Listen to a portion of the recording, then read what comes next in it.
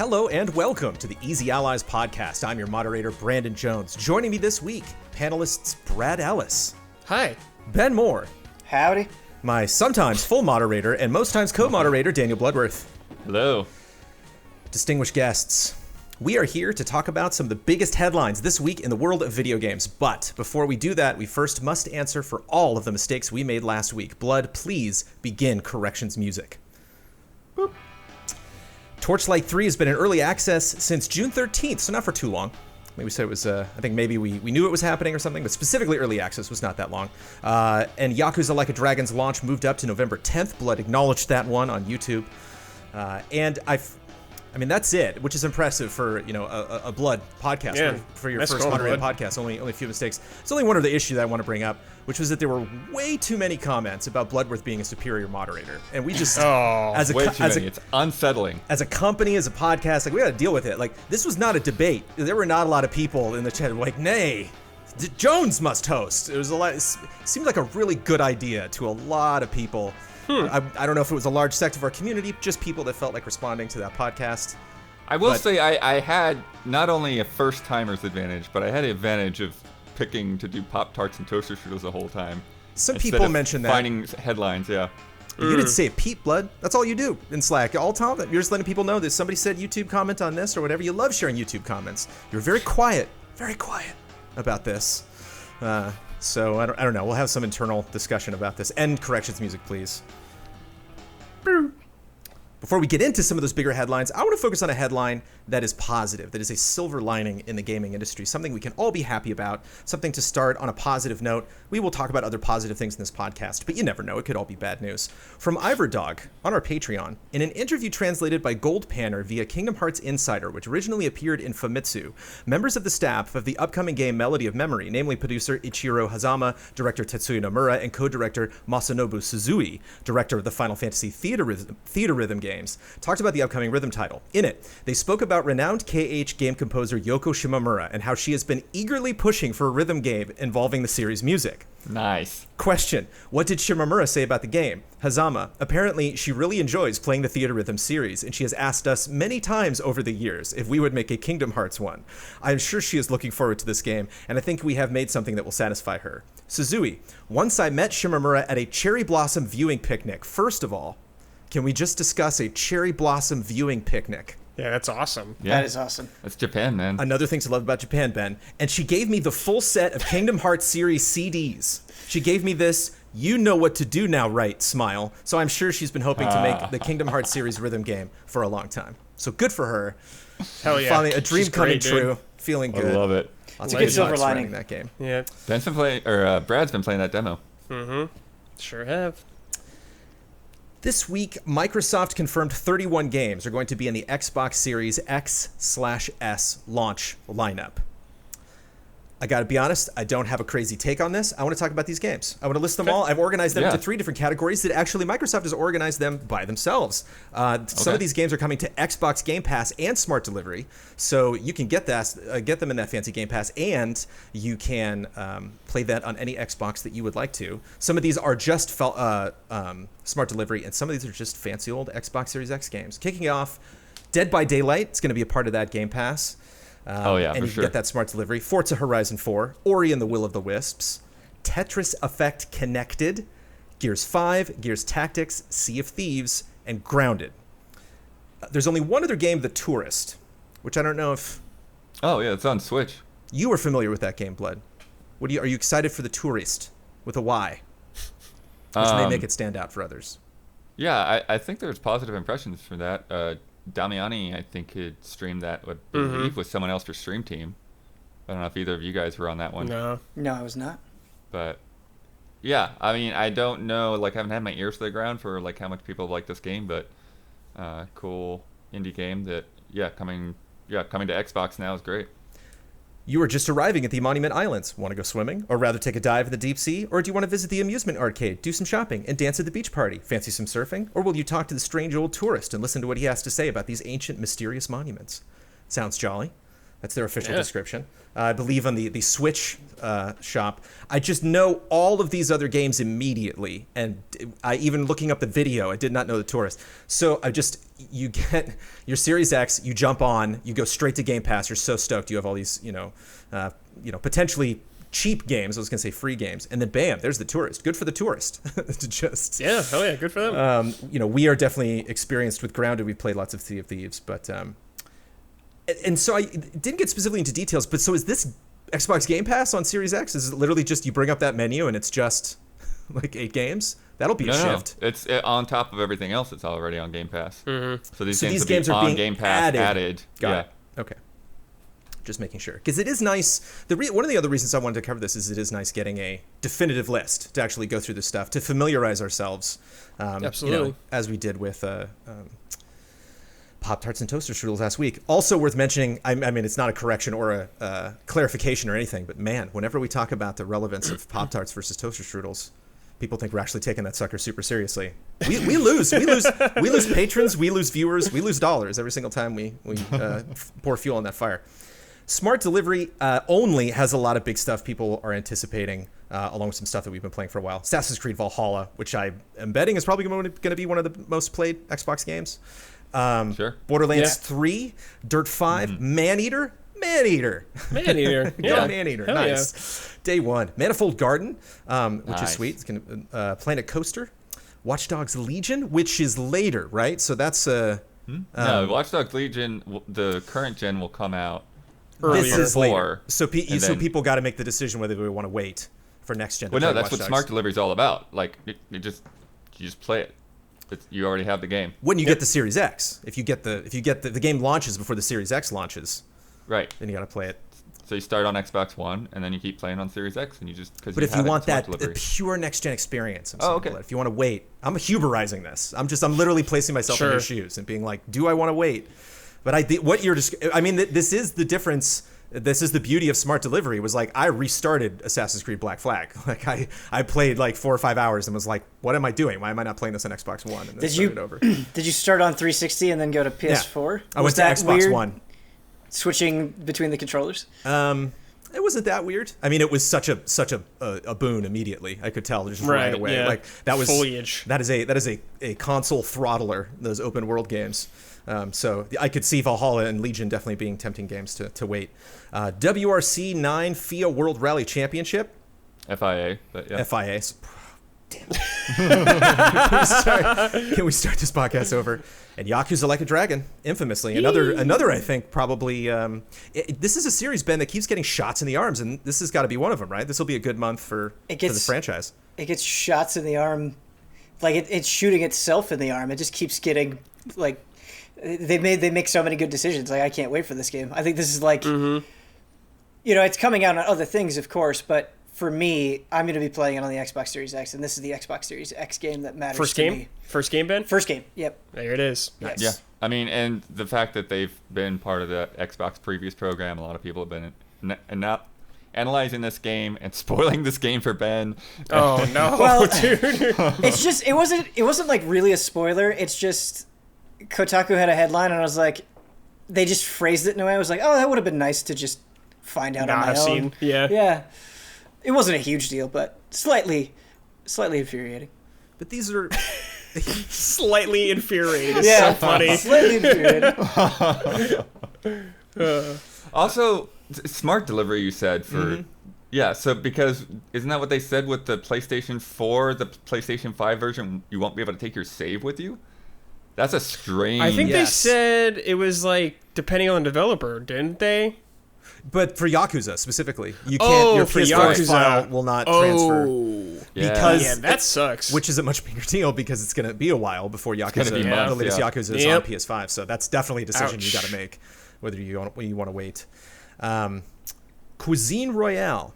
Do you have the same emotional attachment to Yes. Cuisine Royale? I have no idea Ben? about that. game. Neither did I. It's a brutal multiplayer last man standing shooter with realistic weaponry, mystic traps, and demonic rituals. And hey, it's free!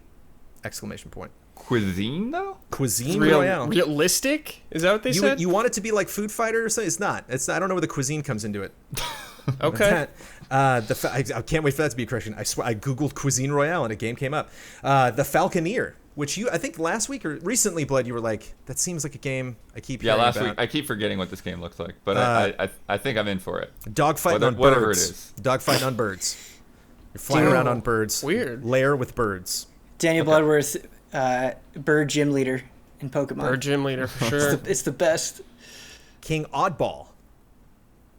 I have no idea King what that is. Oddball. Blow up tanks and helicopters, squash puny humans, and collapse massive structures. Hurl boulders and until nothing remains. War Thunder. I think you know what War Thunder is. You might not know exactly. Helicopter game? I didn't have to look up. Sounds like a fight game, yeah. It's like World of Tanks. This is like a vehicular combat multiplayer video game.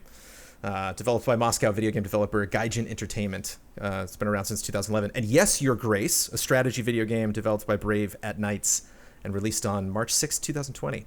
Are these games going to do well? Is this going to be a fun thing to discover new games in this massive library? Like you, Ben, are you just going to bury into these big titles and not necessarily going to seek out interesting things that Microsoft has acquired to pad out the launch window?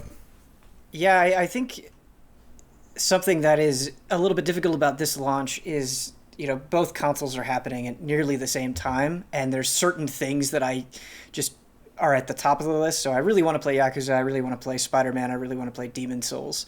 And that's going to eat up a lot of time there by itself, not to mention Cyberpunk as well, which is another huge priority. And so I just don't know, especially in the month of November, if I'll have a chance to really do as much exploring as I would like to. It's funny you say that, Ben, because on the top of my other Xbox Series X games, I have Devil May Cry 5 Special Edition. Is that going to be a game you're going to be playing in 2020? That is, yes, absolutely. Are you playing on Xbox? Do you know? Or do you know what you're going to We'll probably play it on PS5. You can go in any direction at any time. I don't want to put you on the spot there. Fortnite also coming to Xbox there. Not a smart delivery situation. It's just Fortnite. Right. Although you never know. if you're playing on iOS, you're wrapping up the year without your Fortnite. NBA 2K21, Warhammer Chaos Bane Slayer Edition. For you catching up Warhammer fans, that's the Diablo-esque game from 2019. That game was pretty well. Okay. Yeah. I didn't spend a ton of time with it. I thought it was okay. That's what reviews seemed like. Observer System Redux, the Nice. Bloober Team horror game, Bright Memory. I'm actually kind of interested in Observer. Yeah. Yeah. I'm in a horror mood right now, so that is Yeah. what is prompting it. But yeah, It's one of those Sure. devs where it's like, try them all. Like, why not? Yeah. If you really liked one of their games, give them all a shot. Bright Memory 1.0. Anyone remember this? Bright Yes. Memory 1.0. I remember the demo, yeah. I was hoping I would be able to tell you, but all of you remember. Brad, do you remember Bright Memory No. 1.0? I don't know what this is. This started the PlayStation 5 reveal, right? No. This No? was the Xbox Oh, this is the showcase when they Xbox. were Got showing it. the Okay. first next-gen gameplay. This was like Okay. one of the first titles they put out there. Enlisted, an MMO squad-based shooter built around some of the most important and famous episodes from World War II. An MMO squad-based shooter? MMO, that's thrown. Those letters are thrown around. I think guess, these days, yeah. Yeah. to maybe not describe things that are what you're necessarily thinking about. An Evergate, a haunting 2D puzzle platformer set in a stunning hand-drawn vision of the afterlife, with original score recorded by a live orchestra. I love that I love that that's in the first sentence Hell yeah. of the game description. And there we go. Those are all the games that are going to be launching. Interesting. They're some obviously stuff that is service games that have been around for a while, but are going to be making their next gen debut among the Xbox franchises. So the, wait. The one thing that you were talking about, though, in terms of, will these smaller games get attention? And I actually feel like it's going to be interesting to see if anyone will be able to track the differences for things like that. Because one of the things that, I've fallen, I don't know, victim to, but I've fallen into the trap or the trappings of a next-gen launch of just like, I just want games, so I'm going to buy all kinds of stuff for my machine. Yeah. And Planet Zoo. with the focus on backwards compatibility like never before on both of these systems, I feel like a lot more of my time might be, hey, I want to see what that old game looks like in HDR or whatever. You know what I'm saying? It's like, I want to see what happens to this game, or I haven't gotten around to this, now I can play it at 60 frames per second, and I couldn't do that before. So it's interesting because sort of next gen is kind of competing with last gen Sure. a little bit more than before. All of our backlogs just got buffed. You know, it's Yeah. like, damn. Yeah. It's like these things you think about. Like every time I see a notice for Mass Effect Remastered, I'm like excited and scared. It's like, oh, Yeah. Ah, Like you I'm see gonna Keeley, tweeting dive out into that. video of Blinks the Time Sweeper. It's like right. I keep messing this up because Devil May Cry 5 Special Edition was shown at the PlayStation event, and so I just keep associating it with PlayStation. I know it's also coming out on Xbox Series X, but if it's coming out on Xbox Series X a little bit sooner than PlayStation, it's like 2 days. then that, 2 days? Is it 2 Man. days or does it launch on the 12th? I'm pretty sure it's coming out on the Xbox launch day. I can try to search it out. Thanks, bud. But we knew Halo Infinite was going to be delayed. Is this okay? Is this a good launch lineup? Anything seem weird here? Anything? Are we sad? Are we happy? Is this expected? I think were it not for Yakuza, I would say it Right. would be pretty That's- dire for me personally. That's the clear winner for me too. Yeah. Just because not to talk down on these other games or anything like that, but going through the list, there's not a ton that is like, oh, I know what that is and I can't wait to play it. Outside of Yakuza, I don't think there's anything like I'm really strongly gravitating toward. And I think even the way that you framed this segment kind of indicates that, where it's like, would you give this a chance? Whereas like Demon Souls and Spider-Man, it's like, hell yeah, like Yeah. Big no boys. sleep. Yeah, Right. this Devil May Cry 5 as day one on the There it Xbox is. Oh, blog. Xbox, okay. Well, there we go. 2 days. That's a lot of time. I just, as somebody who played through, as I said, the Assassin's Creed 4, it was worth it. I have a feeling that Valhalla, and I mean, again, who knows how these, there's always one version of some weird game that just doesn't run well for whatever unexpected reason. But I would imagine Legion and Valhalla that will be a significant difference for those games. So you might want to wait, might want to consider if those are franchises that are very important to you. I wonder how Sea of Thieves is going to look. Dude, that water. That'd be good. Water looks nice, yeah. They haven't shown a lot, though. Sure. Like it's not like a thing that they've necessarily been talking about. It's not a showpiece. But just But looking at it's- obviously like Gears 5, Gears Tactics. Yeah. I'm sure those games are all gonna, Forza 4. I'm sure or Forza Horizon 4. They're all gonna look great. It's just that one in particular. I wonder if it's gonna be glossed over. Any Sea of Thieves fans? Anything? Yeah, I man. enjoy Sea of HDR, man. HDR all Yeah, the I mean, ways. some of that stuff is already going to be on the Xbox One X and the PC versions. Ray tracing blood, But yeah, ray tracing maybe. could get in there in some form for sure. Almost in complete opposition to this headline, this is extremely mild news, but just too damn funny not to talk about right now. Sony announced 10 PS4 games that won't run on PS5. Yeah. So I'm going to read these off, and I'm going to see if any of you have an emotional connection to this. Is any of this like really bad news? Is the PS5 truly missing out on any of these games? I intentionally did not look any of these up. DWVR. That's one don't word. know what that is. That's not a VR version of DW. That's one. DWVR. No one knows what that is. Afro Samurai 2 Revenge of Kuma Volume 1. Nope. Nope. I mean, I know Afro Samurai. Yeah, I know what it is. I don't know why that in particular. Why all the other... it would be weird if it was just like a list of Afro Samurais, but it's just that one. TT Isle of Man Ride on the Edge 2. Brandon, I feel nothing. That's a What is that? motorcycle, right? Oh, okay. Just deal with it! Exclamation point. I love that. I love that one. How fantastic is that to be on this list? Yeah. They gotta be making that up. Shadow Complex Remastered. Which is Yeah, interesting. We that's also got interesting. Hitman Go Definitive Edition. So I wonder if there is some things about like remasters sometimes where they're like, it's like if the original's on there, that's really where we want to direct people. And Well, I mean, no, I don't think that there's any other versions of those. They're going to have to re-release that somehow. or maybe those plans are in the works. Robinson the Journey. That sounds familiar. That's a VR game, right? That was the one with the little Oh, that's dinosaurs the and stuff? Crytek one, right? Is that the dinosaur Pretty one in sure- VR? I don't know about Crytek for sure. But yeah, I remember that being in a showcase at some point. I love how so much of this list is like, what is this? Yeah. Shadwen. Shadwin? Shadwen? Shad, when? Surely Bossman has streamed Shadwen at some point. Yeah. And Joe's He Diner. probably made it. Joe's Diner. which sounds like a I think mobile game Huber's or going to be something. bummed about that one, About Joe's based on the Diner? name alone. Yeah. Yeah. Oh, Sounds- dude, it sounds so jolly. What the hell? Well, Sounds that's my vaguely familiar. that's my final check-in. Is there anything on here that's worthy to be on PS5? If you could just wave your magic wand and make any of Shadow these happen. Complex for sure. Shadow Complex. Shadow Okay, Complex. good. Yeah, I Yeah, like you're in. Shadow Complex. You're in. Granted. Turns out DWVR is just like legendary gaming, and we all You just know- missed out. That list could have been way worse, so I'm happy that's all it is. Oh yeah, that's pretty easy to swallow. Yeah, Yeah. at one point, wasn't it like people were thinking like, oh, there's only like 100 games that are going to be guaranteed to be backward compatible, or it's like people were Right. freaking out. Yeah. And PSVR games work too, which is nice. Yeah, I think that's back when they were talking about like enhancements. They were talking about these are really we focused on these 100 games, right. and I think they just communicated that like totally wrong. But Better be Bloodborne. speaking I love how of- like go for when it. it comes to like backwards compatibility on PS4, it's like Bloodborne is definitely the first game you think of. Yeah. Simply the It's first like, game. that's one that needs it. Yep. Somebody got that at 60 frames per second. I was going to mention that also this Mm-hmm. week, but we can drop that out now. I mean, it's possible. There's a video online you can see of 60 possible, FPS yeah. Bloodborne. So. Make it happen. Yeah, Officially. it's got. I mean, Do it. That's got to happen.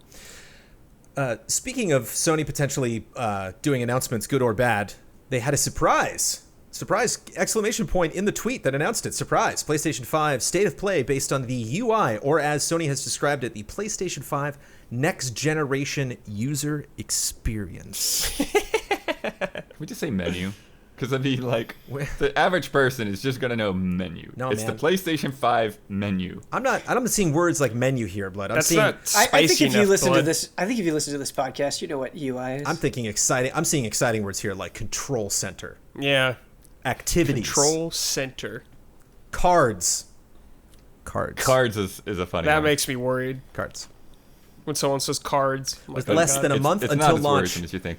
We're thrilled Oh, to I know. share our very first look at the PlayStation 5's user console experience. The new UX is completely centered on the player to provide you a truly next-generation experience with deeper immersion that quickly connects you to great games and a passionate gaming community. Here are the highlights, some stuff that I thought was super cool. The two big things that they're definitely pushing is the control center. And a lot of this stuff across the board is there's a lot of like, this is all overlaid on the stuff that you're playing. So like you never, right on the PS4, you can go back and forth pretty quickly between games. Now, like when the PS5, that does not happen. Like any menu that pops up, there's always the game happening in the background. Well, not always. There is still a home menu that you can go to. You can, yes. Yeah. But if you're in, if you're playing a game and you like want to do a lot of the functionality that previously was available on PlayStation 4, the Control Center provides immediate access to almost everything you need from the system at a single press of the PlayStation button on the DualSense wireless controller, all without leaving the game. So this brings up the activities and cards and stuff. How's that look to you, Blood? All of that overlay stuff. I think it's nice to be able to see everything in the background. The cards, I mean, we'll get more into it. The thing that was slightly concerning about the cards is I feel like sometimes it felt like the thing that you want was behind all this other stuff that you don't really need right now. all these other cards. Yeah, so Hopefully you could like reshuffle the deck then, put it yeah, because forward they or were showing a something. bunch of activities, but it's like, well, he wants to go to this screenshot, and he's got to go past like 4 or 5 cards to get to his screenshot before he posts it. Also, what are those cards? We can get to activities specifically is so- what those cards represent. There was news, there was captures, and then there was activities. Those were the main things that I saw in terms of the different kinds of cards that they were. And activities look like they can be essentially like the way that they showed with Sackboy. It's like this is essentially like a level, and it's like, okay, here's this level, and these are the different collectibles and stuff that you can get in this level. And if you want to complete it, then you need to get this outfit and that thing and cross the goal line. And the most interesting part of that is that they talk about there is an estimated time for completion Yeah. that is Yes. personalized to your habits. Oh shit, dude! Everyone's gonna be competing now. Who's got the shortest time? It will take you 10 years to do this. Right. Or the vice versa. You see, it's just like, question mark. It's Never gonna happen. Yeah. And Should the I other even tell interesting you? thing that Why do I they even do, try? the other interesting thing they do with their activities is you can go there directly for tips if developers have provided them. So there'll be like either a screenshot of where the thing is or like a little video walkthrough, and then you can pin that video to the screen so that you can compare it as you're going to that area. I think that is such a cool idea. I wonder how widespread it'll end up being. Like, Yeah. I wonder how. Dude, I Probably think about like the spoilable. possibilities of devs trolling people with like false information intentionally. I'm just like picturing From Software just doing something goofy and I trolling mean- everyone. That'd be fantastic. Yeah. That's like some Kojima level stuff I want to see happen. Dude, think about what Kojima's Oh kind of my videos God, he's going to dude. make. Yeah. He's gonna have like weird short films like for the tip videos yeah, and stuff. yeah. Ben, is Wicked Cheat shaking in its boots? Ouija's is dead. Along with wiki cheats. Rip. But I mean, there's a lot out there in terms of guides. And they specifically called out, hey, you don't have to go to your web browser and search. You don't have to go through this thing that you might stumble across a spoiler on your way to the thing that you're trying to get to. I am curious whether people that like make their money off of that kind of thing are a little nervous about that, or if IGN will provide the guide for, a specific game here or there. Their guy just says, look it up on your PlayStation. They, Okay. That'd be pretty funny. They Yeah. seem pretty concerned about spoilers, actually. They have another feature where if you take a screenshot or a video and you send to someone and the PlayStation decides that there's a spoiler potentially and that it'll warn the person before they open the clip or the Dude. picture that there might be great. spoiler content. I've There was definitely had talk games about spoiled that. for me on my PlayStation 4. I've definitely been like, hey, this Yeah. dude's streaming it, and it's like the end. So Yeah. I think that was some feedback potentially that they got during this gen. There was like some patent or something a few months back where they were talking about all of that. So yeah, it's interesting to see this implementation. I'm curious whether, because they were talking about sending that to somebody over the PlayStation interface itself. I'm curious whether there'll be anything similar that goes to social feeds to where you'll have to like click on a video before playing. You can share screens now in party chat, and you can put that gameplay in your game picture in picture. Yeah. So while I am playing Demon Souls, Ben, I can watch you playing Demon Souls, which I probably would want to do. Stream sniping, dude. I remember this came up a lot during the PlayStation 4 era. They wanted this to happen. They wanted, like, oh, you can control my game. You can come in and your Yeah. game, my game. We're watching. We're playing all over the place. Didn't really manifest. I think it did manifest. I just don't think that You could watch know a people lot of play. people- yeah. in but this yeah. in this direct way, I mean, let me put it this way, Blood, in a way I care about. Because this does seem like a novelty. I don't know if I'm going to do this all the time. I wouldn't mind a lower form version of Twitch, where if you could just like pick your friends or something that you're like, yeah, if this person wants to watch me play, I don't care, that's fine, they can watch me play. So like, yeah, if I'm just done playing something and I'm gonna work, it's just like, oh yeah, sure, I'll put, again, I use Ben as example, I'll watch Ben play Devil May Cry, Yeah. I can Ultimate Edition or whatever, like, sure. I love this idea for fighting games as well, because like just seeing, like, sometimes it's hard to wrap your head around, like, okay, like, how do I actually do this combo, or what's the strategy here? And so being able to like do that in real time would help tremendously. My first thought with this is it's a direct competition to Discord. All of this stuff that they're talking about Sure. is again, it's like cutting out that external service. It's like you can just start chatting. We've got the microphone and the controller, so you don't have to put in our stupid little earbud that the PlayStation 4 came with. Yeah. And That thing is awful. Right.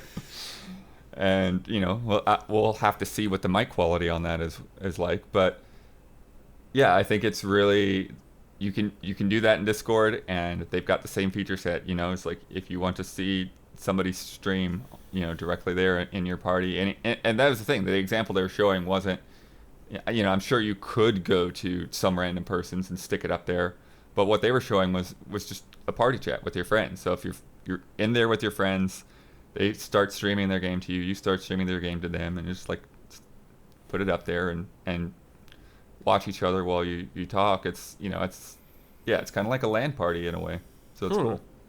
I think it is great that they're adding all this stuff. I do wonder, though, just since Discord is so established, if it will have any impact on it, because I just feel like once something kind of takes root like that, it can be difficult because there are entire communities on Discord, and it can be hard to Right. just switch that stuff or change it significantly.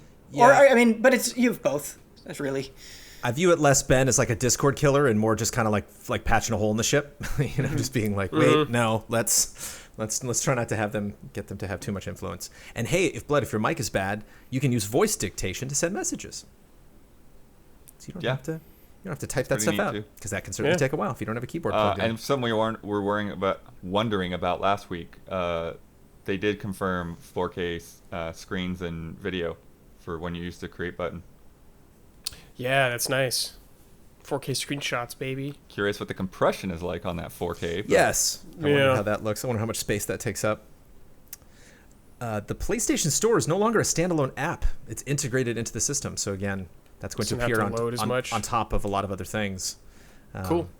And I, for one, don't have as much hate and vitriol for like shops and HUDs and stuff. I hear a lot of hate amongst the allies. There's definitely been some like, I hate using that store or whatever. Maybe I'm just like not super critical. Is our PlayStation Store improvement something that we desperately need from the PS5? It's always been kind of laggy. Yeah, if it's faster, that's great. Yeah. And easier to find stuff. Yeah, I agree. It being faster would be a huge improvement. It's interesting because like I do a lot of downloading and even purchasing just from the website, and you can just directly download it. So I wonder if that'll change at all during the PS5 era. So you have this control center. You have this thing basically, which I think is kind of like it's like the core of web design. It's just like, what the hell is this user going to be doing? What are they going to want to do? And why am I keeping them from doing that? And so it's like, I was a little nervous about seeing the UI because I'm like, please don't change like too many things. Right. And so I'm a little nervous about the control center because it's them deciding like what I want to see based on all the potential things that could be happening. In some ways, it's very exciting. Like, for example, one thing that they had was a multiplayer session, and the person was just like, like I would see like, oh, Brad's playing Star Wars Squadrons right now. And it's just like, oh, cool, I'm going to go jump in. Like, I didn't have to go to the game. I didn't have to and see if you were online. I didn't have to go to my friends list and see who's playing what. It's like, you played that last night with him. He's online now. I think that might be something that you're interested in. Could that potentially change how you utilize your console, or are we, all of us, the easy allies, the 4 people on this podcast, so laser focused on what we want to do whenever we boot up these systems, are we just going to go right past it? I'm usually laser focused on these things. I'm usually not just sitting there on my dashboard thinking about what I want to do, I guess. But I know a lot of people probably are the opposite. They build it as a big thing coming to PlayStation 5. They're like, this is something we've really, really been focusing on. Activities, cards, the future. Well, yeah, I can see like the cards being something that just like my brain washes over and doesn't really look at.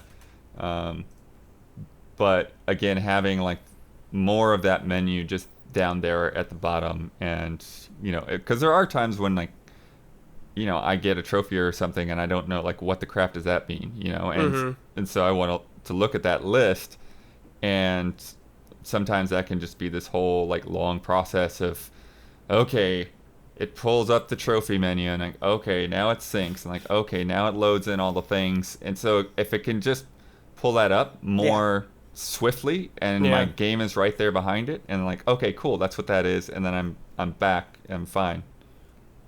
I agree. Definitely.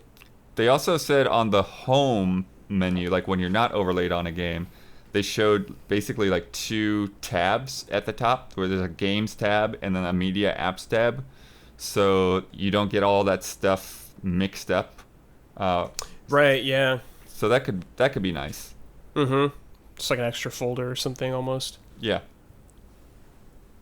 Another potential problem that they're trying to solve is, what is the Sackboy game? Sackboy Adventure?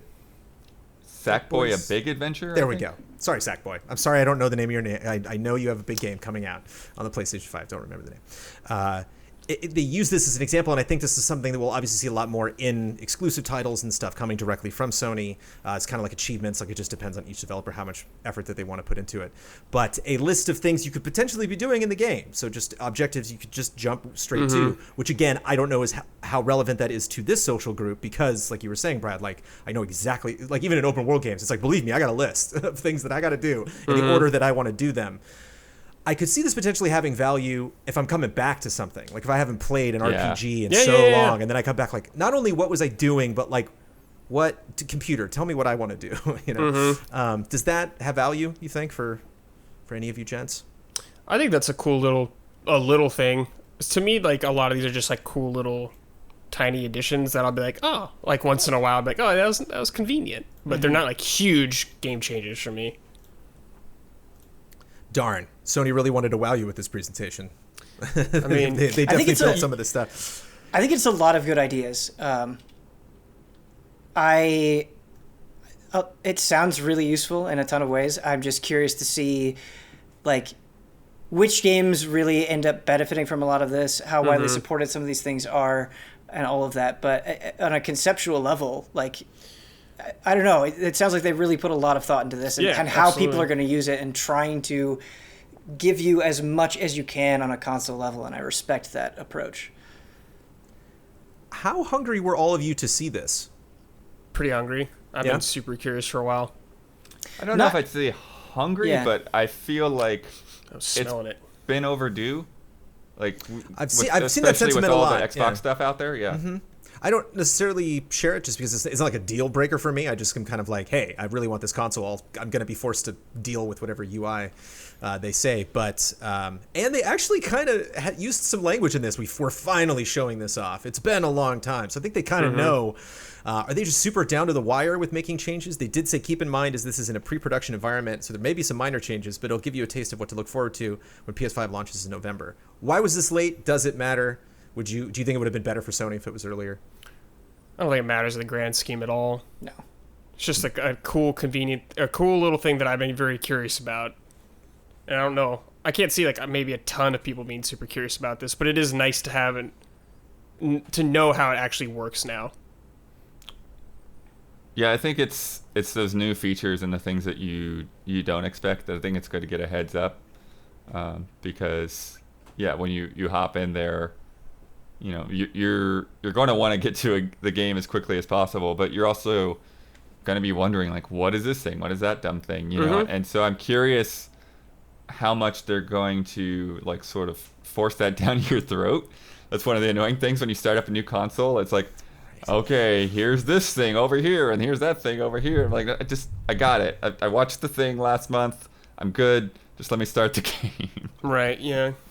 Yeah, it always annoys me when you get like a message from PlayStation and they're like, check out this thing that you don't care about. It's like, no, don't do that. Xbox does that too. Don't put up stuff on my dashboard or whatever. Yeah, damn. Now I'm nervous because now I don't want them to be in control of like what they suggest maybe that I should be doing and whatever. I hope you can disable like all of that stuff. Anything you don't really want. Yeah. Like certain types of cards that you're not interested in. Because like every now and then I'll throw an ad up and I'll go to delete it, and it takes a second to delete it. And I just think like, why does this take a second? Like, why it's an ad? I didn't download anything. Like, get out of here. Yeah, we will see. The PlayStation 5 is going to have opinions about what we do with our time. Yeah. And if we want to fill in those gaps in games we haven't finished, they're going to harass us. Just like a Huber. There's basically going to be little Hubers inside all of our PlayStation 5s. Dude, in 10 minutes you could get this trophy. Do it. I would sign up for that if he was like, dude, you gonna play this? Hey, a couple of rounds? Yeah, I would have a Huber voice in my dude. We already live it, dude. We're on Slack with That's him, true. man. That's true. We do already have it. Yeah. You get a Huber GPS, and it works. But the problem is it'll keep you awake certainly at night. But the problem is every now and then it'll get started on a story and it'll just forget. Oh, sorry, 2 blocks ago I should have told you to take a ride. But we'll see how many people pick that up. SEGA is dropping 4 weird games on us. Mm-hmm. This is so cool. It is cool, but it's weird. There's stories behind It's these super games, weird. man. There are some stories. Yeah. Holy crap. And like this seemed, Ben, I just read it in Slack. I saw the names of the games. I saw this other little story that Blood dug up. I'm going to let you kind of dig more into that, Blood. And I was like, oh, cool. This will be anything to talk in the podcast. And then watching the trailers, and I'm thinking, yeah, this is weird. We're talking about this in the podcast because the budget of these games is not astronomical. These are weird, small games that are going to be on sale for a very short amount of time. But there's just too much going on. There's just too much fascination surrounding these things. Very quickly, before we get into the meat and potatoes behind it, Armor of Heroes from Relic Entertainment, a retro-inspired multiplayer tank romp for up to 4 players. Very bare bones looking game. Not familiar with the series. Endless Zone from Amplitude Studios. The Endless Universe and Fantasy Zone collide in this side-scrolling shoot-'em-up. Streets of Kamurocho, which... Heck yes. Hey. Yes. Crazy. Yeah. Hey now. Insanely cool. I thought it was a mod. Before I saw the Slack, I saw this like on Twitter, and I was like, oh, what a fun. Somebody's having fun in animation class, before they graduate. This is their final, and it's like, no, this is the thing actually released by Sega that they made. And Golden Axed, which we will get to in a second. But I think we should cover, maybe just give lip service to Armor of Heroes and Endless Zone. They said the Endless universe in Fantasy Zone Collide. I'm not familiar with the Endless. Fantasy Zone, I know. The Endless thing is, I don't remember all the games, but it's definitely something they've had going for a little while. The Endless is a hard word to Google to find something substantial in a very specific gaming genre. But it's a side-scrolling shoot 'em up. It looks like fun. Armor of Heroes, again, is tanks and is very bare bones, just red and green tanks like shooting each other. Which Endless? Is it Dungeon of the Endless? I'm not sure. But the Streets of Kamurocho, Ben, this can't be long. This thing's got to be 45 minutes long, right? Oh, right. I don't know how long it is, but I imagine like a couple of hours at most. Probably. We haven't even said this is a Yakuza beat 'em up. This is it's something Yakuza Streets of Rage. Yeah, something that needs to exist. Yes. Oh, it's funny because Yakuza is already a beat 'em up, but this specific 2D, format baby. of beat 'em up, yeah. I think you left out one of the craziest parts of this, though. For Golden Axed? No. Before we even get to the Golden Axe saga, is that these are free games. Yes. That will be available for like 2 days. Yes. On Steam. Armor of Heroes, October 15th through the 19th. Endless Zone, October 16th through the 19th. Streets of Kamurocho, 17th through the 19th. And Golden Axed, 18th through the 19th. 1 day to get this game. Why? I think it's the season to do it, Ben. It's this weird trend this year where it's like this forced, now it's a story. And it's like, I think Golden Axe would be a story on its own. I think people would check it out. It'd be wonderful. They're like, oh no one cares about Golden Axe. So then no one will be interested. That's the only reasoning I can come up with because it is bizarre. Any other thoughts on why the hell you would do this? Like finding increasingly aggressive ways to harness the power of FOMO. Yeah. Scary. Yeah, it does feel like that, right? Oh shit, dude, yeah. Because Nintendo just did this. Now Sega's doing it. I don't think Sega's doing this as reactionary to what Nintendo just did. So there's something in the water. This is just... Right. Everyone's it's to celebrate 60 years. It's supposed to be a thing for the fans to jump on, but it's strange because I feel like it's coming up fairly soon, and if it's only there for 24 hours, it could be so easy for you to just have a busy day. Be like, oh yeah, that thing was today, right? And then you go to download it, it's like, oh, missed it, it's gone. Yeah. Can't fuck around, dude. You gotta be ready at all times now. Streets, I guess we talked enough about Streets of Kamurocho. I just can't believe that game exists. Looks really great. You can, again, that's Yakuza beat 'em up. You can play as Kiryu and Majima. God plays Majima. This Golden Axe, though, this is a build of a never-before-seen glimpse at a canned project called Golden Axe Reborn, available, again, so just 1 day, through the 18th and the 19th. They threw this out, and people were surprised. I was surprised. Blood was surprised. Ben, Brad. Also, Tim Dawson, who made this game, was very surprised. Woke up, he tweeted, to the surprising news that Sega is releasing the Golden Axe prototype I coded in 2012 under crunch conditions. At least I'm not alone. This appears to be a surprise to everyone I know who actually worked on it. Sanatana Mishra also said on Twitter, I liked Tim Dawson's thread on the GA prototype, but there's still so many fun anecdotes we had to gloss over. Like that time we were told explicitly that there was no difference at all between how Golden Axe and Streets of Rage played, and no point in researching that. For what it's worth, Tim programmed the entire thing. I'm not even looking at you, Ben, and I can tell like that reacted big. So when they say they reached out to the team that made it, I don't really know who that means. So this, and again, this is another trend, Ben, of like staff being like, we did what now? Like there are games coming out there are ports happening that developers don't know about. It's unhinged. It's the Wild West. You could play both of those games for like 5 minutes and realize that there are some differences. Right. Guess who's not going to play those games for 5 minutes, Ben? Yeah. So Tim Dawson, people making the decisions. Tim Dawson's Twitter is @ironic account, and you should check out that thread because that's just the top of it. Like it goes for a while. Yeah. Describing, and the funny thing is like even calling this like a canceled prototype or whatever, it's kind of disingenuous because it's like it was a pitch. It was a pitch, and they were told to do this thing, and then people that were higher up that didn't really know what they were talking about or even exactly what they were wanting, kept sort of trying to interfere. And it's like, no, if you want this pitch done by this date, like this, we have to just keep working on the thing that we've already decided on. And then and then none of the management seemed to really be into it, and it kind of died. But it's an interesting story, and it's even more interesting that it just sort of got pulled out of nowhere. And apparently, despite them saying that they had, they had the blessings of the people that made it, like the people that actually made it don't even know what they're talking about. Also worth noting that Sanatana Mishra and Sayama Mishra are listeners to this podcast, so shout outs. Got him. But they're the guys behind Assault Android Cactus as well, if you remember that game. We streamed I do remember that, yeah. Well, SEGA Europe issued a statement. They feel bad. We wanted to bring the work of developers at the time to light and celebrate as part of our history, something we didn't get the chance to do the first time around. We certainly didn't mean to dredge up painful memories for Mr. Dawson and his former colleagues or appear disrespectful. We've removed the line from the Steam copy that could have been taken as a slur on the development and would like to reassure everyone that it was intended as a comment on the build we had imparted to PC, not the quality of the original work. I think this is something like, this broken game finally reappears or something, and the devs were like, God. You canceled it. Oh my God. How dare you? It's a prototype. Like, what's your problem? We're hoping lots of fans play the prototype and can appreciate the work he and his colleagues put into developing this prototype. I mean, we got Star Fox 2. That was exciting. These weird collections have brought up. You had, you went on like an odyssey through the TurboGrafx 16 games and hidden, demo weird things in the menu, and like this can bring joy. I can see the intent behind being like, oh, this is a new trend. Let's bring out this exciting thing.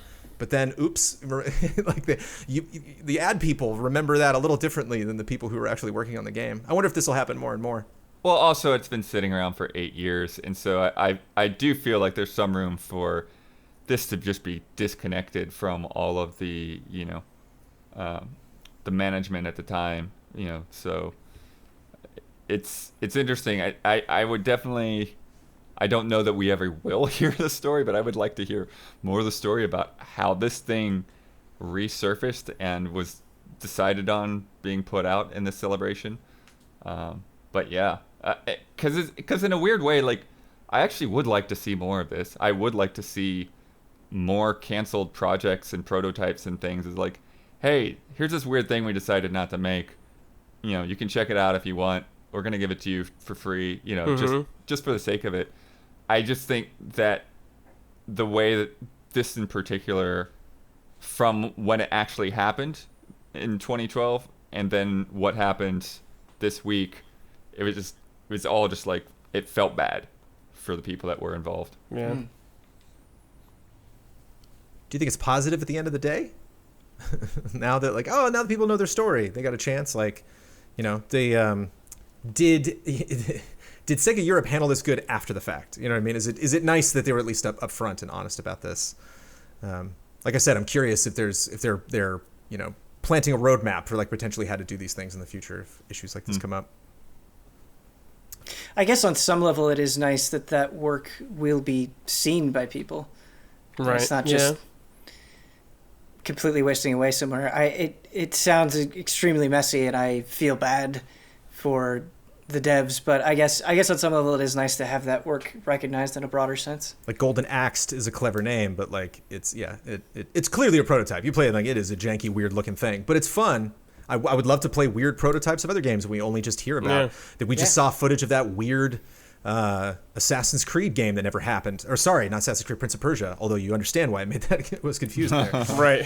Some awesome Prince of Persia like demo that looked amazing that I think was like last gen, meaning PS3, 360, and looked pretty impressive. But I would love to play that. But certainly not for the shame and frustration of the people who made it. Oh man, what if you could play BioShock on Vita? That long whole title, dude. Yeah. No Clip dug up some fun stuff this year from Raven, so it's all out there. Watch more No Clip. It's like old coins and stuff. Like they're all hiding in people's attics that are still alive. We just these things are gonna happen. We're gonna find out about this stuff. This might not be a big story because it concerns a game that I don't think any allies have played. And I don't think our community is really big on. Whenever we talk about playing group streams, this doesn't necessarily come up.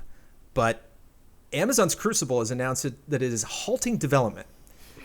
Brad, do you know what Crucible is? I have a vague understanding of it, and everything I know about is secondhand. Mm-hmm. I heard it's a MOBA mixed with a team-based shooter something. Sounds like the trend that everyone was following in 2016 or something like that. One of those games, Battleborn-esque style game. What was the Epic game that got canceled again? Dude, I tried. While you've been speaking, I've been trying to come up with it, and I can't. Paragon.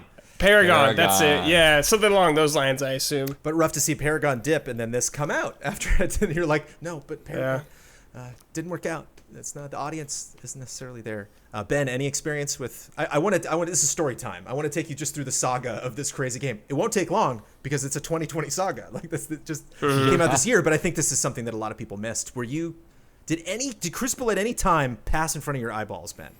It just seemed like bad news after bad news with Crucible. Okay. That's really the only impression that I've got, but I didn't have any interest in it personally. So yeah, this is a hero-based game. Some fun abilities, some fun, interesting modes. There's definitely a story behind the world and why everything happened. They tried to contextualize what you are doing. You were, hunters going out and gathering resource, battling over it, pirates pillaging this planet. Sounds like a fun, potential setup. But again, there's a lot of these games, kind of hard to be competitive. This was announced and launched in May of this year. So it announced and then people got to play it a week later. And then it unlaunched in June. It went back into a weird closed beta that was a different thing. But then the developers also said that nothing was really going to change for players. And they were going to be testing stuff and talking to their players, getting feedback, figuring out what they were going to do the game. Which brings me to this announcement for the Play Crucible website. We made a list of features we felt would enhance the player experience, which we shared publicly in our roadmap and completed them all. Our next step was to evaluate the feedback we've heard from you paired with the data we've collected to determine our path forward. That evaluation led us to a difficult decision. We will be discontinuing development on Crucible. Boy, there are so many different ways you can phrase that sentence. There's so many different ways you can describe we ain't gonna make this game anymore. We very much appreciate the way that our fans have rallied around our efforts, these poor fans, and we loved seeing your responses to the changes we've made over the last few months, but ultimately, we didn't see a healthy, sustainable future ahead of Crucible. We'll be transitioning our teams to focus on New World and other upcoming projects from Amazon Games. We're offering a full refund to any purchases made, which is nice. You can find more information on our support page. We'll also be disabling credit purchases within Crucible. In the next few weeks, we'll be hosting a final playtest and community celebration, both in-game and in our official Discord. After that point, we'll be disabling matchmaking, although you'll still be able to play Crucible through the custom games feature. Servers will stay up for custom games until noon PST on Monday, November 9th. 2020, right around next gen. Good time to just. Do you want to see you want to know the peak players of this game on Steam? It's peak. Dear. It was 10,600. That was his peak player count. And they're being pretty upfront about this at Amazon. I wonder if they would share that number. Here's what we were hoping for. Dude, last 30 days, 228 players. Damn. Here's the thing about Crucible, Brad. I'm not so worried about Steam. I am super curious about Crucible's relationship to Twitch. Because Twitch is another thing that Amazon owns. Right. And I don't want to poke fun at the developers who worked on this game. I'm sure this is very frustrating. I'm sure this is very frustrating for this community. For Sure, I don't know, dude. I don't know what it is about me. I always seem to pick the stupid games. Disney Infinity, Fortnite Save the World. It's I always just Red Dead Online, something that I'm this is gonna be big. You like everything that's doomed to fail. Right. It seems like, but I still like Avengers, playing it every day. So I understand. I sympathize with people that are very, very focused on something that just cannot get an audience. But this is Amazon. This is one of the first games that they've made. This is a big effort for them. And when this was announced earlier this year, we were like, here we go, the gaming initiative. It was over 5 months later. And these people own Twitch. This could have been the most Twitch-friendly, crazy, frenetic game. What the hell happened? Strike one. They got two more, Jones. New World's their big game. It's supposed to be the Lord of the Rings MMO or whatever. People are having fun. It's doing, it's definitely getting a lot more attention. And that was clearly a smart move, a la closing Paragon, taking those people, throwing them over at Fortnite. But what do you learn if you're Amazon? I can't believe they market your game. Yeah, none of us heard about this. Market Like your Ben said, it was game. only the bad news. Don't make a game like in that genre again. Well, I don't think it's about not even making a game in that, but I mean, it feels like in every way it came out unfinished. Yeah, Like of it course, just it like definitely sounded like it came out unfinished. I think if you need to unlaunch your game, yeah. like it just doesn't feel like it even had the baseline of like what people expect out of that genre, and so it's just sort of like what was going on behind the scenes, who, what suit was like, hey, you guys got to put that game out now, and they're probably all like staring at each other like, what? And yeah, I don't know like where the talk about that game was, where the marketing for that game was. It just doesn't feel like there was any sort of plan for it, and so yeah, what do you expect to happen? I don't know. They thought they could pull an Apex Legends or something. And we talk about how those things are great. We share on this podcast. They like, can that be, worked yeah. out real well. It was so wonderful. We didn't have to wait for a long time. Well, it's they like, paid a lot of money to have people play that game the day it came out. And it's a well-known studio that did it. And they also had a very well-made product. Like Yeah, right it's from the also get-go. a good game. Yeah, It worked ready because to go. the game was good. Like, that's how that works. I just can't believe Amazon. This is Amazon. It's like, again, if there was other people behind this, I wouldn't bring this up. But at the same time, New World was delayed from August of this year to spring 2021. I've heard good things from people that have checked it out. I played it. Yeah, I mean, can you speak from your experience? Yeah, it's pretty fun. Yeah, it felt different enough where I was like, oh, this isn't necessarily just like every other MMO, I guess, that I've played recently. Had its own vibe. Kristen was sharing some gothic vibes that I was like, ooh, don't get me. You say the word gothic MMO to me and things happen. Yeah. But so they're clearly focused on that. This is clearly not something that they're just going to be, it's like EA and Star Wars, you're canceled. Like clearly we can see, the resources being shifted to something that'll hopefully work out well. With New World, them being able to afford to delay that to next year, although they said they were going to delay this and then ended up canceling it later. Are they just being smart? This is Amazon just being like, hey, actually, these are good moves. They recognize this an inferior product, and they're investing more in the game that works. Regardless of whatever mistakes they made in the past, it might have not been worth it for them financially to keep working on this game. It might be, to them, they might just be like, oh, it's too late. We need to move on or something. If their problem is sales, Bloodworth, is that also Stadia's problem? Is this a systemic thing with these big companies? 2022 and then it's gone. Yeah. Like Stadia has a lot of problems. Like these are fun things, but the big companies are doing. It's just they're not advertising them well. They are at least getting Cyberpunk day and date. So that's true. Yeah. They've pulled that off. Didn't put that on also this week.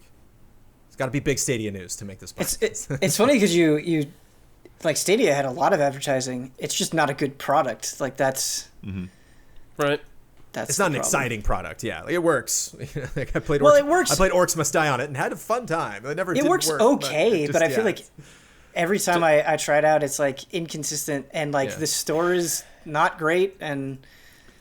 We're gonna be playing next gen games in a month. You gotta do something big this year. I actually think that's a fair way of putting it, Ben. Like I think the core technology of what Stadia is fine and it works and it's kind of amazing to like pull it up on some crappy old laptop or whatever and that's great.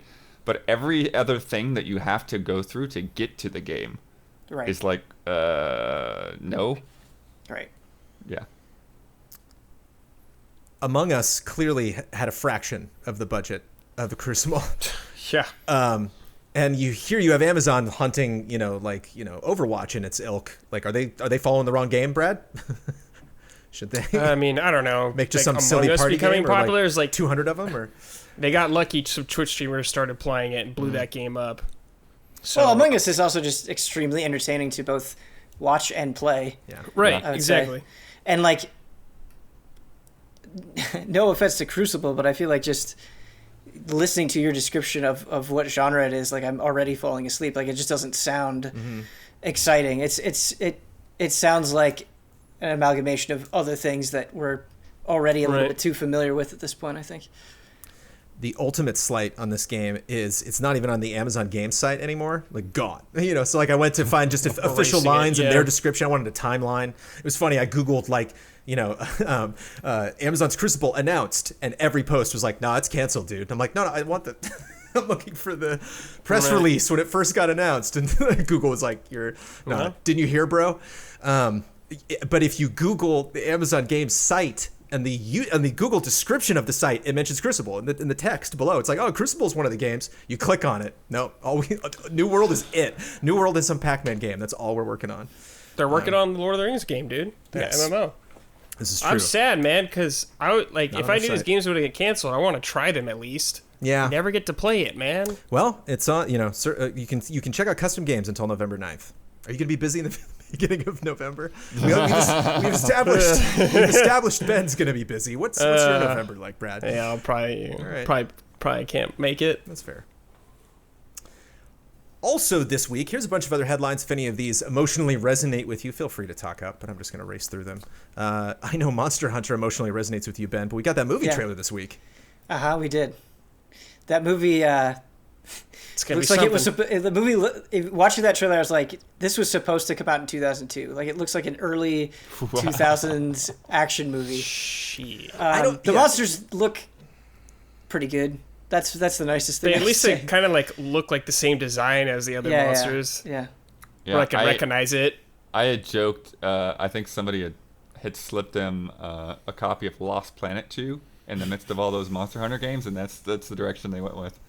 Well, it's the Hollywood, like, we gotta take humans, regular people, to that world, and it's like, you can I know. Just go to the world, man. Just they go did to that the with world. He-Man too, man. Like, what? It's Smurfs. worse than just like go to the regular world. people being Just transported to the world. It's military, and it's like, dude, get these like Humvees and guns out of here. Like, what are you doing? Get these assault rifles out of this. Isn't Get a great sword. Iceborne. I mean, they have it. They go to the world, but Iceborne movie crossover. Got to get some Jeeps in there. Get some military gear. no, thank you. No? Okay. Dude, if you could drive a Humvee in Monster Hunter World, I mean, they wouldn't do that, but if you could, sure, Yeah, give it a spin. Yeah. Decreasing file size. It's all the rage these days. Call of Duty dumped 100 gigs off the PC version's file size, which many people appreciate. God, Jesus. I'm hoping this is the last time I ever mention all of these things in the same sentence. 505 Games and Lab Zero are officially not producing Indivisible anymore. Done. That game is not being developed, which is a good thing for most parties. Nintendo dropped the price of individual Joy-Cons in Japan. So shout out to, again, Interesting. Ben, another one. They fixed Joy-Con drift yet? No. TBD. Fun. Somebody could write a book on Joy-Con drift, man. A lot of interesting developments there.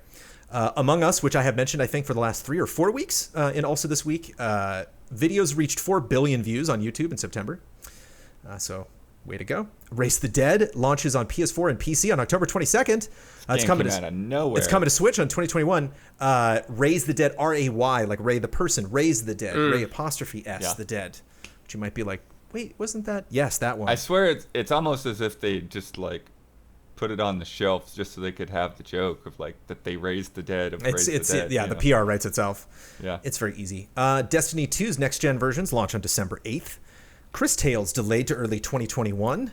Nice. Take your Let time. it cook. Beautiful game. Take your time. Borderlands 3 is coming to next gen in the easiest way possible. They should just say yes to whatever that press release was. They're like, yep, if you got the game, you got the other game, and you got all the games. All the DLC, all your save files, ready to go. Nice. According to IGN, Level 5 will no longer be releasing games in North America, and you had a cautionary tale about this. Yeah, Barbara. so basically Level 5 is closing the North American office, which hasn't been around that long to begin with, and I don't think it was that development focused. They might have been doing localization and stuff on like Yokai Watch and those kinds of things, and marketing.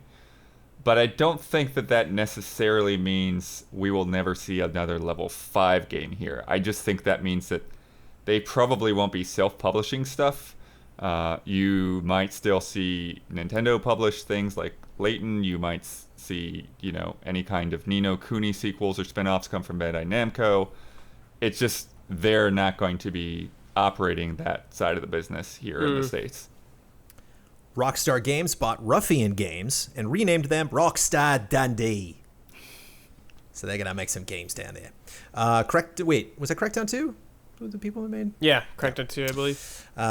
Baldur's Gate 3 early access saves won't transfer after launch. Ben is not shaken. Ben's like, nope, they did that with Divinity. Yeah, I believe they did that with Divinity as well. So you were shocked, Blood, but you were It's surprised. just because the preview build already had that issue going into early access. Right. And then again, it's like, oh, Ben's have to start over so many times. Yeah, a bit of an investment, but yeah.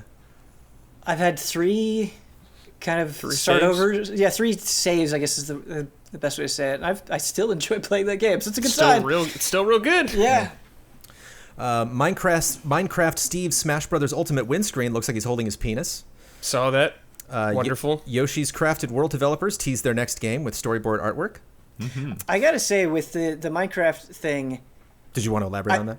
yeah, I felt really like people are like, "Oh my god, I can't believe this got by Nintendo," and I was like, I don't find this that funny at all. Like, I don't know. I just it's kind of, like it wasn't like a story worth.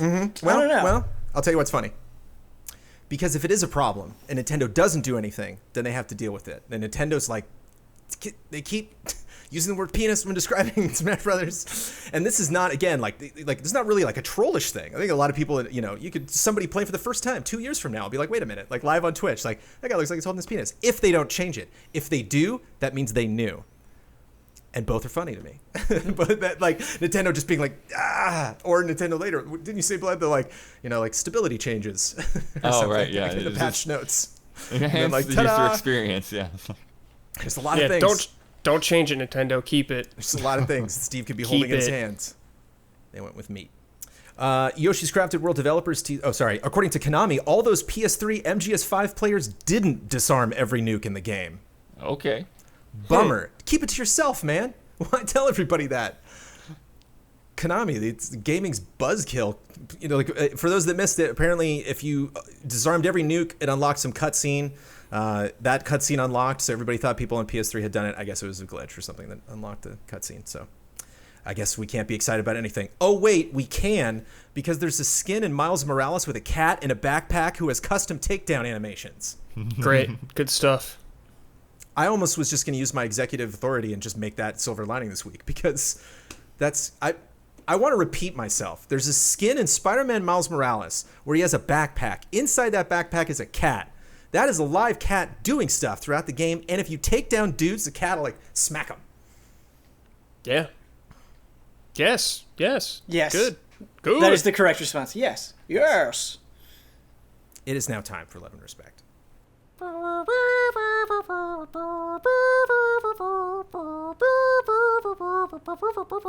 and respect.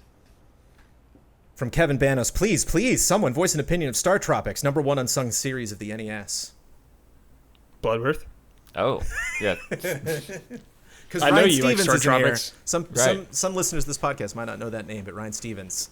When I think of StarTropics, NES game, baby. Yeah, every time. StarTropics is an interesting NES game. It's very Zelda-like. In fact, like a lot of the UI elements and stuff, like there's hearts and all of that. But the dungeons are also. Let me at least like set up. So basically, you're out exploring the South Pacific and island hopping and going on submarines and talking to dolphins. And there's some really great music. And you use a yo-yo as one of your first weapons, which is pretty cool. And yeah, it's a neat game. It was only released in the West originally. It was made specifically to try to get Western audiences. And another neat little thing that they did, which I think backfired. It backfired terribly on Nintendo. Is they have a puzzle that you have to solve by taking a piece of paper from the box and soaking it in water, and you get the code off of the piece of paper. And guess what? A lot of people didn't have that piece of paper anymore and had to call Nintendo and be like, "Hey, what's the code?" Yeah. Whoa, man, that's a Don Casanova move right there. Yeah. There's so many gems in every gen on every console that we're like, oh, you got to play that game. And it's just like the further you go back to the NES, and those hurt, more than any, gen, because it's just like, there were only so many games compared to like the glut of things we get now. But you definitely were right, Brad, that Blood was the person to ask for StarTropics. I know he's a fan of it. And I totally cut you off, Blood. What were you gonna add? Oh, and also they made a StarTropics too, but it's like very different in style. It's like more of like an action game. It doesn't have all of the same adventure and exploratory things. So even though there's 2 games, like StarTropics, the original is very different than StarTropics 2, and definitely the favorite of the 2, I would say. But re-released other places maybe? Was that on Wii Virtual Console? Was it on the NES Classic? Man, it's really funny I don't think so. in the I 8 think and it was. 16-bit Was it eras really? when you would just have that happened like multiple times where you'd have a first game and then a sequel that was just completely different than what it started out as. I don't know about the NES Classic, but I think it was on the Virtual Console. Oh, cool. All right, so there are ways. It's on there, baby. Thank you, Kevin. From Cody S. Hello, allies. With all these studio acquisitions over the past few years, it got me thinking, wouldn't it be cool if Microsoft and Sony owned studios could get along and collaborate to make amazing games? With everything going on in 2020, I think opposite sides working toward a common goal would be pretty jolly. With that in mind, I came up with a game. Console love, not war. The rules are simple. Choose a studio from each side to collaborate on a game. This game could be anything, from a new IP to an existing IP. What would the game look and play like? What strengths would each studio contribute to the game? Love and respect, Cody. So these are Sony-owned studios collaborating with Microsoft-owned studios. Is such a thing possible? I'd say Insomniac and Rare make some cool platformer. Nice. That's really good. Like Insomniac, just do the gameplay. Rare, just do the characters. Go. Sure. Brandon's gonna like weep. Just SSX. Give it to anybody. I don't care. Doesn't matter. Let them Yeah. throw it in a ring and let them just chew on it. And doesn't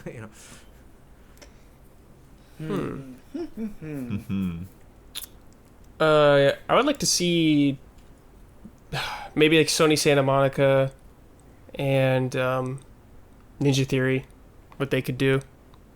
Oh, Kinda sure. character action things, adventure. Nice. Taking the question and running away with it. I got Yeah, Brad's just jumping through it. I'm trying to think about some of these new things that are going on. What is the What if- Larian got what- picked up by Microsoft, right? No. Or what is the big RPG? Sorry. Bethesda. Obsidian is who we're waiting on Yeah. Yeah. to do like Obsidian. the big Microsoft thing that we never think they're doing. I'm trying to think I of- still, dude, Steven saying that, it still sounds ridiculous. The Bethesda is owned by Microsoft. Right. Yeah. Pretty nuts. 343 and Gorilla bring back Killzone. Yeah. They bring back That's actually, Killzone, dude. yeah, I actually was thinking about that earlier. Or they just make a new shooter of sorts. Sure, yeah.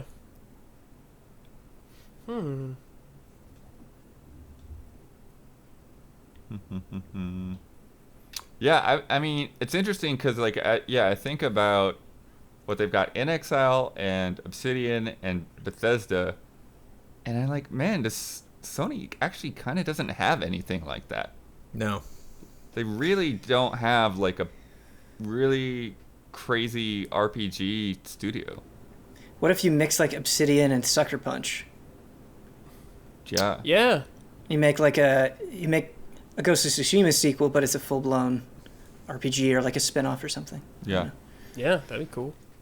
Oh, a different franchise based off like they can do its Yeah, own thing. so In like it'd be tandem, set yeah. in the Ghost world, but maybe it's more of an RPG. Yeah, Maybe something like that first has person RPG. good action combat, but also, like, this kind of deep RPG system. Yeah, not to say that Ghost doesn't already have Right. a lot of RPG in it, but I think you Well, yeah, know what I'm like, going I at. think, yeah, we get. Yeah. From Happy Gaming, a game that is spooky and bizarre.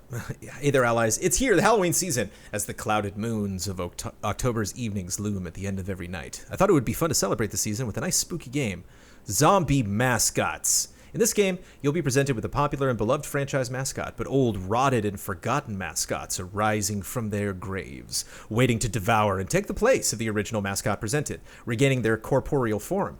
It's up to the panel to decide which zombie ends up taking the flesh feast, as well as the title and fame of the character they've consumed. Love and respect, and I hope you enjoy, Brian from Happy Gaming. Here we go.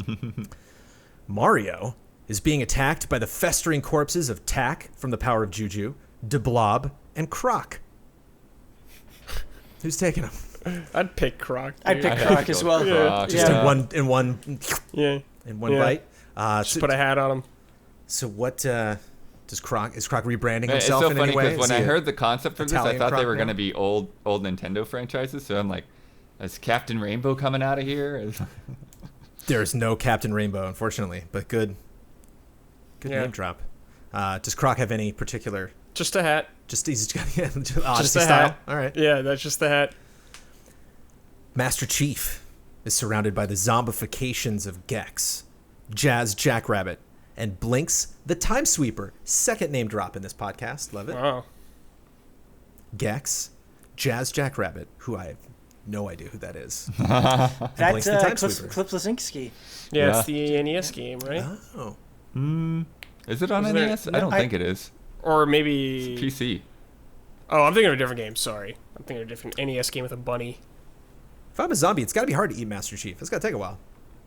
Yeah, I'm thinking Gex, but we were already so reptilian already. But Reptiles rise. Yeah. zombie reptiles. I would vote Blinks. Not my game. Yeah, just do Blinks then. Not my game. Thought we were getting Blinks. Some skateboarding something. New cat game. Not Blinks. Nathan Drake is grabbed at the heels by the wretched heaps of Bubsy, Awesome Possum, and Toe Jam. Just Toe Jam. Toe Jam. Toe Jam. Yeah, Toe Jam for sure. Yeah. Poor Bubsy. Mega Man. Oh no! No, not poor Bubsy. Mega Man is surrounded by the decaying carcasses of Vector Man, which seems appropriate, Zool, Vector Man is awesome. and Jersey Devil, which I vaguely Vector Man all the way. Yeah? Yeah, Nice. Vector Man's Vector Man. easy on that one. Sure, Vector yeah. Man is very fun.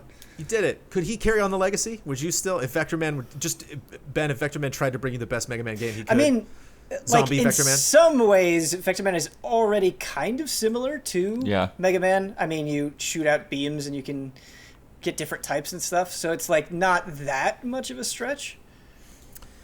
Pikachu is clawing from the vitriol emanating from Voodoo Vince, Jumping Flash, and Dr. Muto. I was unaware Jumping Flash was actually the name of the rabbit. I think it had I think it was like Robo the rabbit or something. Yeah. The rabbit from Jumping Flash. Yeah, Jumping Flash is definitely speaking to me right now. Yeah, Because sure. it's Pikachu, right? Again, I don't want to influence.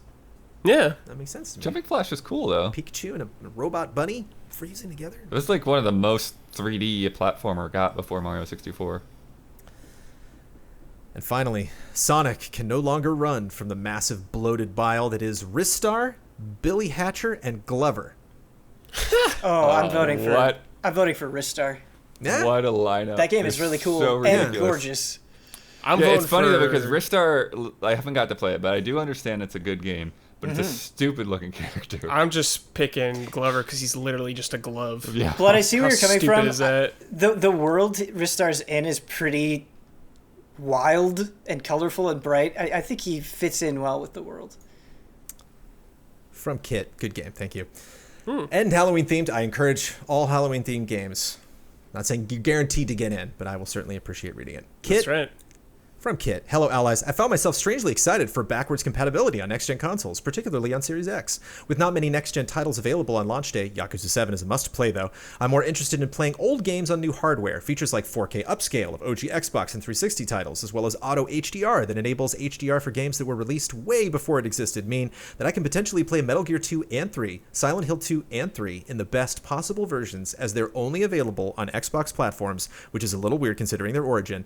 My questions to the panel are you invested in backwards compatibility at all? And if so, what games would you like to see enhanced from previous generations? Backwards compatibility isn't brought up a lot among you, so I'm curious to hear your thoughts. Thank you for your hard work. Love, respect, Kit. I don't know. Do we not talk about it a lot? I think we talk about We backwards. talk about the compatibility a news, lot. but specifically for this question, I want to know, like, you personally, Blood, Ben, Oh, Brad, where yeah. are you at with back Yeah, compatibility? very. What It do you is, want? Yes. it is hugely important Yes, to me. do it. Yes, yes. Yeah. Don't skimp. Yeah, we were just talking about Bloodborne earlier. Like, soup it up, baby. Make Yeah, the best I'm version the guy possible. who's spent weeks making sure that all of my virtual console games are backed up. I'm very invested in backwards compatibility. The most of that stuff that I can have access to as possible. Exactly. Yeah, I'm always playing something older all the time, and so as convenient as that possibly is, that'd be great. I mean, it also comes in to work quite a bit, where like we'll have an event or something, and it's like, okay, we all need to bring our consoles. The less consoles that we can bring, it also makes our job a lot easier as well. So yeah, definitely care about it. Yeah, and it's like, it's not just that I'm going back to old favorites, but I'm constantly, I don't know about constantly, but regularly I'm picking up games I've never played before in one way or another. Yeah. So that's, like, I love being able to get that stuff on Xbox. I love being able to, dabble in the Switch, NES, and Super NES online libraries. As limited as they are, there's still things on there that never showed up on Virtual Console, I have two concerns about backwards compatibility, or questions, I guess, queries. One, Xbox and PlayStation certainly have had different approaches to next gen when it comes to backwards compatibility in terms of like specifying exactly how that is going to work on either of these systems. And two, this seems like a tough thing. I imagine backwards compatibility is just not, it's not as like exciting as making a remaster or a remake. You don't get to do a lot of press behind it. Like, it's just a lot of thankless coding and just a lot of busy work. So you have these rare success stories like Scott Pilgrim we just got, where like that kind of is, that's not really going to be remastered in some way. We're just like finally getting a chance to play that again. I don't know if we have an impact on those things. I don't know how much like us complaining on podcasts and people complaining on petitions and stuff like that can actually get backwards compatible stuff made, like happening. I think it's going to happen or it's not. I just don't know if like fan outcry really works in that regard or is going to make an impact in the next couple of years with these consoles. But backwards compatibility is different than re-releasing something, right? Mm-hmm. So I think that's the thing that, right now Xbox has the advantage on, because their technology is so similar across all of their machines that they've been able to put the time and work into making this a priority and making this happen. Whereas, even if Sony tried, like, I don't know how difficult and how long it would take for them to be able to really make something backwards compatible on the PS3 or the PS2. Mm-hmm. So it's very hard, because I think from their end, it probably does seem like it's cheaper to just, recompile this thing and re-release it than to try to, make it so you can stick a PS2 disc into a PS5. Mm-hmm. Yeah, which is why I don't see these processes for how they handle these things. And as you said, Microsoft is much more amenable to these things. They're announcing and talking about it a lot more. Not going to see drastic shifts in either of those takes, I think, from these consoles.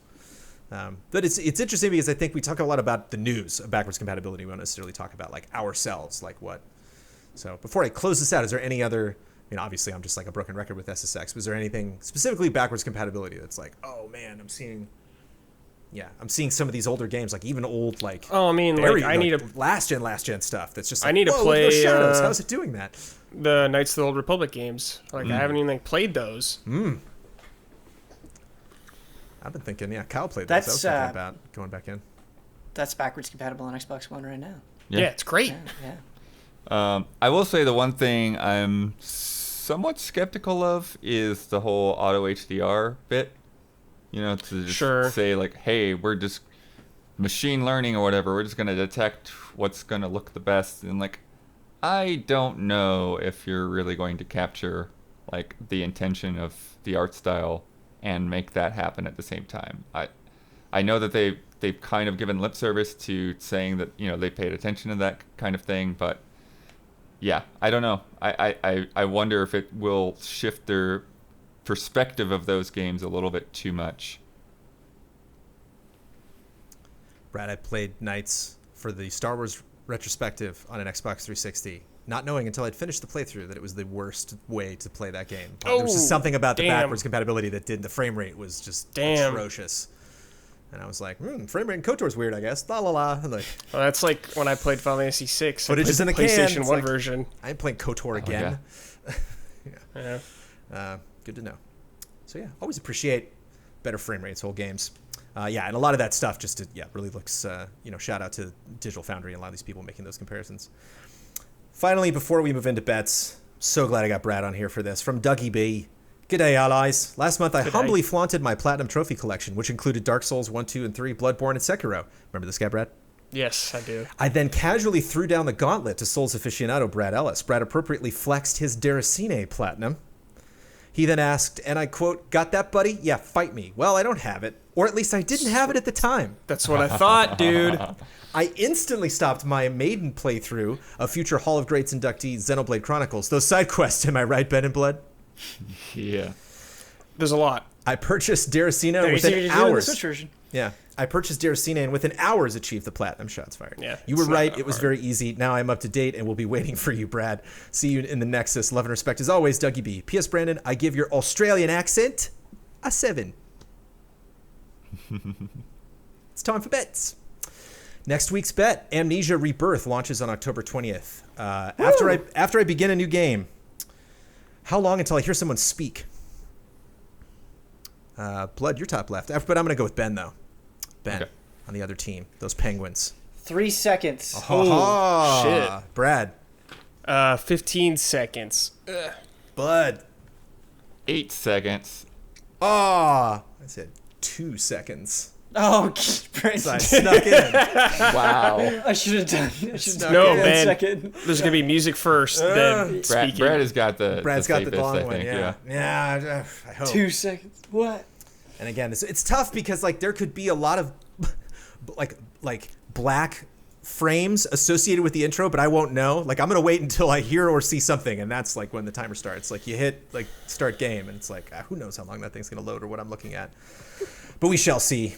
Had to make it some kind of a Halloween game. Last week's bet, and an interesting bet for sure. Kudos Blood. Second Extinction went into early access last Tuesday, October 13th. Before this podcast, three of us, Bloodworth, myself, and Brad Ellis, grouped up and loaded into a map. We could not use any kind of attack or ability other than melee. How long did it take us to have a full team wipe? Daniel Bloodworth bet 2 minutes and 2 seconds. Ian Hink bet 3 minutes. Ben Moore bet 3 minutes, 30 seconds. And Michael Huber confidently bet 7 minutes, giving him that top bet, which gives him the win because we did not have a wipe because Brad took off. And and I knew this before the bet. You brought it up to Blood. You were like, what do you think about this bet? And I was like, oh, that's fun. And it'd be fun to have like a multiplayer thing. And then I'm like thinking back to our session, Brad, and I'm like, I don't know how like much you're being hunted really. Like you really kind of have to go find Yeah, it's like you a like resource go gathering towards game. stuff. Then So you really yeah. got to know. But again, it's just it's I like Blood being in that position, and it was, I think it was fair. And I did let Brad know that he had the high bet, that Huber, I didn't tell him how much, but it's like, if you last a long time, you'll win this bet, basically. And so Brad took off, and you'll see this clip and hear it at the end of the podcast. I followed him relentlessly, pissing off Raptors on the way to try to get them to attack. Blood also realized later that we did not specify we couldn't melee each other. But he's too quick. He's too quick of a... There's infinite sprint. Dino and hunter. So it's like, Yeah. see ya. It's funny to see his little icon Yeah. running away to victory, giving the total scores. Those jovial Penguins now have 15. Wah, wah, wah. Astonished Scorpions 11. Ah! Double digits thanks to Blood, though. Well, I don't know. We would have been double digits if either one of us had won. But I'm still happy that we got those 2 points. It was a good bet. Yeah. But then you thought up this bet, and then we both lost it, both being a part of it. So I don't know. I don't know how to feel about the whole betting scenario. Let me try to make myself feel better by telling you about patreon.com/easyallies in a very specific, short way. Patreon is where you can go to support the Easy Allies, is where we are primarily funded, this entire operation, not just this podcast, lots of other shows that we do.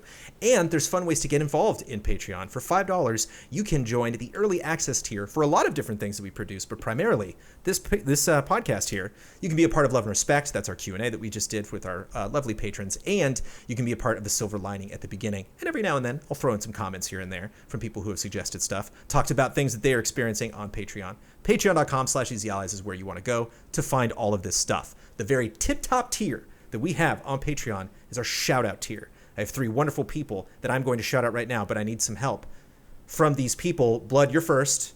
Okay. Then I go after Blood. Then Ben, you go after me. And then Brad, you go after Ben.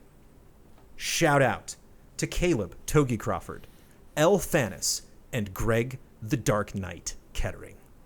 Shout out. Shout out. Shout out. Shout out. Nice.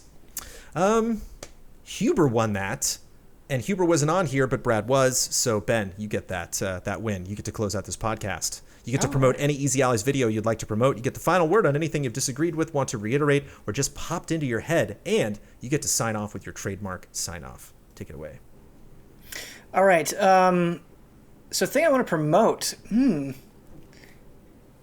I promote the patron party? Yeah. Oh yeah. Absolutely. It's a video. Yeah, we made a video announcing it.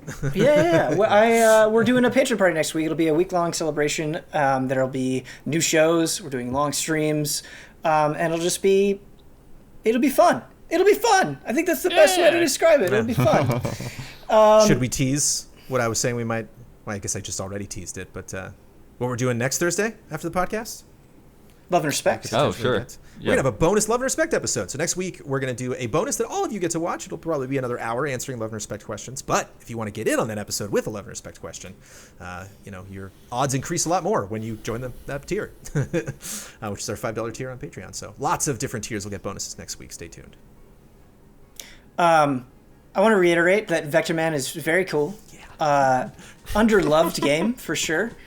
When Vector Man 1 starts, there's the SEGA logo, and you can actually shoot out the lights. You can walk over and then shoot up and shoot out the lights. It's pretty neat. Vector Man is cool. My trademark sign-off. Sophie is our supreme ruler.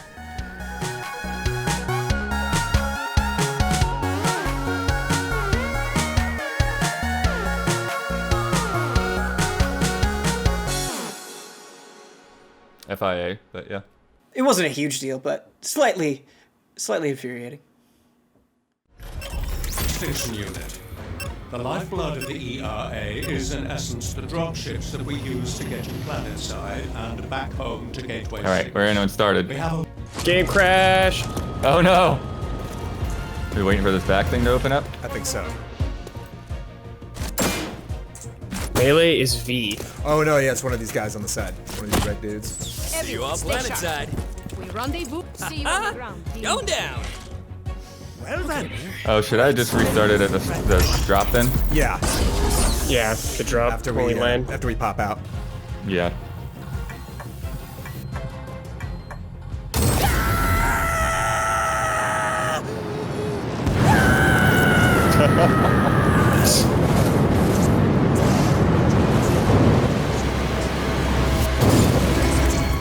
All right, start. Remember, only the right stick. Hey team, hope you're all well. You mean, I'm using mouse and keyboard, so WASD? Yeah, you can only use the melee. That's all you need to worry about. Looks like You Whatever can walk. melee is, yeah, I don't know what it is. Oh, hello. Help them out if you're able to.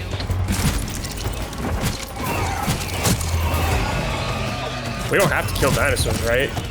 Right? Okay, bye. Later, y'all. This could be a while. I don't know. Hey, I mean that's the bet. Okay. I hope someone didn't bet 30 minutes or something. I'll let you know when we cross the high bet. Okay, Let okay. you know when loss is imminent. I am following you, bro.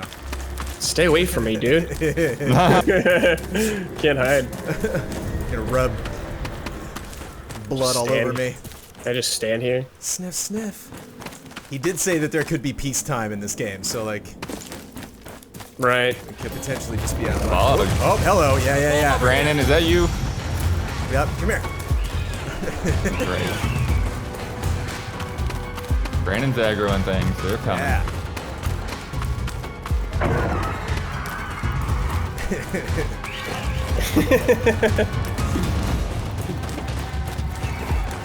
Oh, shit!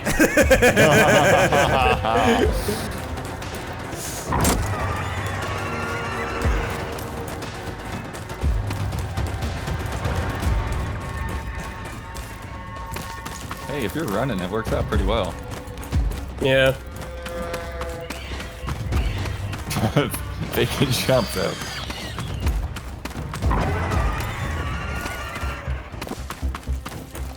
I think we're already past my time. I think we are too. Yeah, I think it's 3 minutes. Okay, because I didn't even like. No one's been hit yet. Yeah, they leaped at you a couple times, man. I got excited. Yeah. The music was ramping up. I thought we were good to go. Yeah, the music stopped now. Little penguins. Whap whap whap. Penguins. Whap whap whap. Yeah. Oh, you guys, I think. Yeah. Yeah. You're head in the game, Blood. Hey, man, we're on Penguins, ice. man. Yeah. Be a little more astonished. Blood. Dinosaurs aren't the enemy, Blood. Penguins are the enemy. You're getting cocky after those 2 points last. Hey, no one said we couldn't melee Brad. I was just thinking that, actually. He's too damn far. I'm though. not stopping. I've been setting up this whole time. Not stop running. Well, you gotta find trouble in this game, man. You can evade it pretty easily. At least if you're Brad Ellis. Well, I there's think that's. Yeah, if it's past 3 minutes, where's he at, Blood? That's a win. What was what was the highest? Yours was 7 was the highest, but I mean, if yours was like Oh, 2, mine was 7. yours was I thought mine was 2. yours was Yeah, 2. you- So if we're like at 4, that's double your bet, and that's what That's Okay. definitely. Oh, I like this commotion here. This could be good. Ah, he's just too damn far away. Dude, there's infinite sprint, man. That's true. All right, Ellis wins. Yes.